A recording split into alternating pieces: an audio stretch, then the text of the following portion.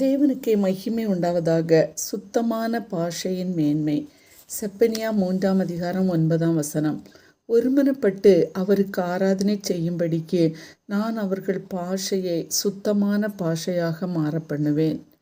கிறிஸ்துவுக்குள் பிரியமானவர்களே, நாம் ஆராதிக்கும் தேவன் பரிசுத்தமானவர். தேவனை ஆராதிக்க வேண்டுமானால் சுத்தமான உள்ளமும் ஒரு மனதின் ஆவியும் தேவையாக உள்ளது. அப்போதுதான் அவரது பிரசன்னத்தை உணர்ந்து கொள்ள முடியும். ஹாமின் சந்ததியினர் சினேயார் பகுதியில் வாழ்ந்து வந்தனர்.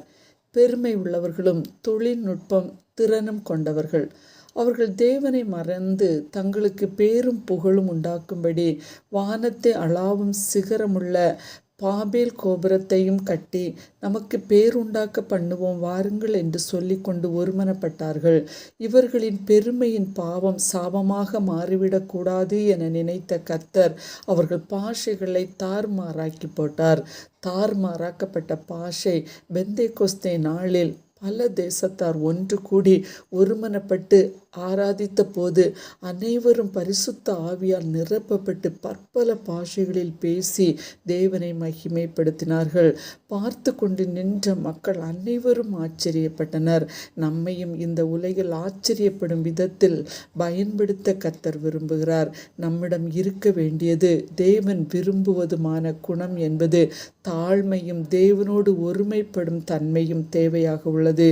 பிரியரே, ஏசாவை பற்றி தியானிக்கும் போது தேவனுடைய மகிமை தேவாலயத்தை நிரப்பிய போது அவர் கூறுகிறார், நான் அசுத்த உதடுள்ளவன், அசுத்த உதடுகளுள்ள ஜனங்களின் நடுவில் வாசமாயிருக்கிறேன் என்று தன்னை தாழ்த்தி ஒப்பு கொடுப்பதை பார்க்கிறோம்.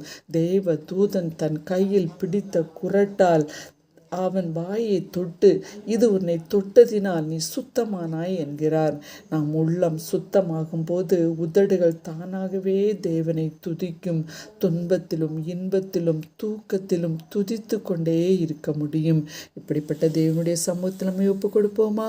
ஆமென். ஜெபிப்போம். அன்புள்ள இயேசு சுவாமி, இந்த நல்ல ஓய்வு நாளின் காலை வேளையிலும் ஒரு மனதோடு பரிசுத்தத்தோடு நாங்கள் குடும்பமாய் ஆராதித்து உம்மை மகிமைப்படுத்த உதவி செய்யும். இயேசுவின் நாமத்தில் பிதாவே, ஆமென்.